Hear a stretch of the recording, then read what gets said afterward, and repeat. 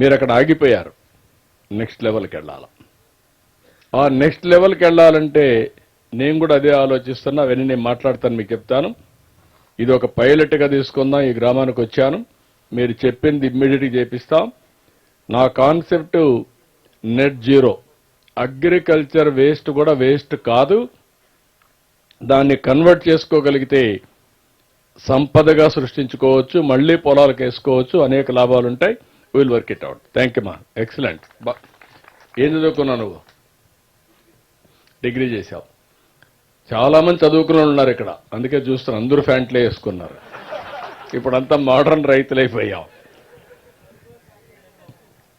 మీరు చెప్పింది మీరు ఓసారి రైతుల్లో ఒకటి ఉంది, తెలివి ఎక్కువ, చెప్తే నీకేం తెలుసులే అంటారు. అదే పెద్ద సమస్య. ఓపెన్ మైండ్తో ఆలోచిస్తే మీ తెలివి మేము కోఆర్డినేషన్ చేయగలిగితే, ల్యాబ్ ఫీల్డ్ రెండు సింక్ చేస్తే బ్రహ్మాండమైన ఫలితాలు వస్తాయి. అది చేయడానికి ఇక్కడ నేను వచ్చా, చేసి చూపిస్తానని మరొక్కసారి మీకు విజ్ఞప్తి చేస్తున్నా. కర్యా సార్ నమస్తే సార్. మళ్ళీ మీ అనుమతితో మన వరి నుంచి పామాయిల్కి కన్వర్ట్ అయ్యి సక్సెస్ అయిన రైతులు కూడా ఉన్నారు సార్. అందులో మనకి ఒక రైతు మీతో వివరాలు పంచుకుంటారు సార్, రైతులతో పంచుకుంటారు. వరి నుంచి పామాయిల్ కన్వర్ట్ అయిన రైతు సార్ రండి.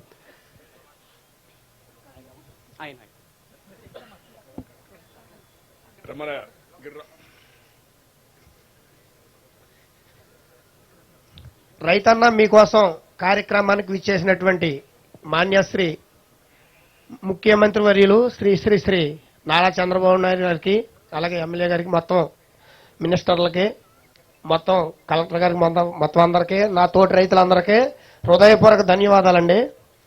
నేను గత 25 సంవత్సరాల నుంచి మా తాతగారు మా నాన్నగారికి ఇచ్చారు, మా నాన్నగారు నాకు ఇచ్చారు. నేను చిన్న సన్నకారు రైతునండి. 2.5 ఎకరాలు, 3 ఎకరాలు కౌలు చేస్తున్నాను సార్. మాది నల్ల రేగడ నేలండి.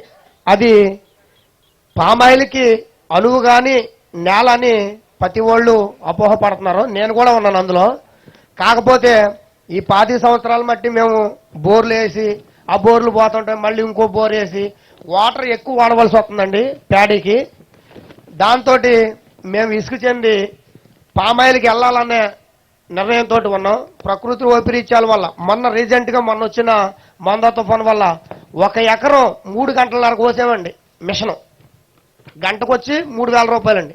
14 నుంచి 15,000 రూపాయలు, 10,000 నుంచి 15,000 రూపాయలు ఓన్లీ మిషన్ వాళ్ళే పట్టుకెళ్ళిపోయారండి. మాకు వచ్చే దాంట్లో 25% నుంచి దగ్గర 30% నా గింజలో కొన్ని పోయినాయండి. మాకు 50% వచ్చింది, అదనపు ఖర్చు అయింది. కానీ ఇప్పుడు మేము పామాయిల్కి ఎందుకు కన్వర్ట్ అవ్వాలనుకుంటున్నామంటే, ఒక గ్రూప్ వేజ్గా 100 ఎకరం ఉందంటే, అంటే పైన నీరు ఉంటే కింద నీరు మామూలుగా మళ్ళీ నల్ల ఎకరానికి వచ్చేస్తుందండి. దానివల్ల ఆ మొక్క ఎర్రబడిపోద్దన్న ఓ అపోహలో మేమున్నాం. గ్రూప్ వేజ్గా మొత్తం అందరం కలిపి 100 ఎకరమో 150 ఎకరమో మొత్తం అందరూ రైతులందరూ యూనిటీగా ఉండి అందరూ ఒకే మొక్కేసి గాడులు గనక తీస్తే ఈ నీరంతా బయటికి మొక్కల్లో లేకుండా వెళ్ళిపోతే పామాయిల్లో కన్వర్ట్ అయితే మాకు పామాయిల్ ఇప్పుడు ప్యాడీలో మొన్న మాకు 30 బస్తాలు అయిందండి. ఆ 30 బస్తాలు మామూలుగా 1776 రూపాయల రేటుని మనం అమ్మితే 71,000, 60,000 అలా వస్తున్నాయండి. అదే పామాయిల్కి వెళ్తే 10 టన్నులు అయితే 10 టన్నుల్లో 20,000 రూపాయల రేటుని వచ్చినా 2 లక్షల రూపాయలు, అందులో 1 లక్ష రూపాయలు పెట్టుబడి పోయినా 1 లక్ష రూపాయలు. ఇందాక బాలు గారు చెప్పింది కరెక్టే సార్. పామాయిల్ రేటు తక్కువగా ఉన్నప్పుడు అంత ఆదాయం లేదండి. పామాయిల్ రేటు ఇప్పుడు 19,000 నుంచి 20,000 రూపాయలు ఉందండి. 10 టన్నులు ఖచ్చితంగా రైతుకు పండుతుంది. 1 లక్ష రూపాయలు పెట్టుబడి అయినా 1 లక్ష రూపాయలు గ్యారంటీగా మిగులుతుందండి. అంటే అందరూ మిగులుతులేదని అన్నారు, 1 లక్ష రూపాయలు మిగులుతుంది. అయితే నేను సేంద్రీయ వ్యవసాయం కూడా చేశాను సార్. సేంద్రీయ వ్యవసాయం చేస్తామంటే నేనంటే నాకు ఉన్న 2 ఎకరాల్లో 1 ఎకరం పియ్యాలు పెట్టానండి. ఎందుకోసం పెట్టానంటే ఇప్పుడున్న ఆరోగ్య పరిస్థితుల్లో ప్రతి వాళ్ళు మామూలుగా షుగర్ పేషెంట్లు, కిడ్నీ పేషెంట్లు వీళ్ళందరూ చాలా మంది ఉన్నారు. నేను కొంత తింటాను.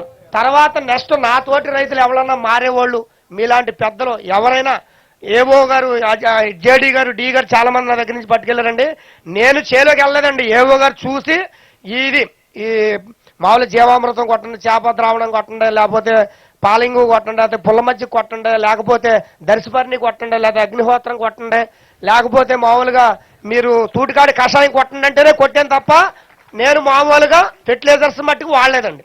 అది కూడా డ్రోన్ ద్వారా కొట్టాను సార్. డ్రోన్ కూడా వాడే డ్రోన్ ద్వారాగానే వాడాం సార్. టెక్నాలజీ కూడా వాడే టెక్నాలజీగా వాడేవండి. అంటే అది ఎలాగంటే ప్రకృతి ఇప్పుడు వర్షం ఉందండి, మామూలుగా ఏ నిమిషానికి వచ్చేద్దో తెలియదు. అదే డ్రోన్ అనుకోండి జస్ట్ 5 minutes లో 1 ఎకరం అయిపోతుంది సార్.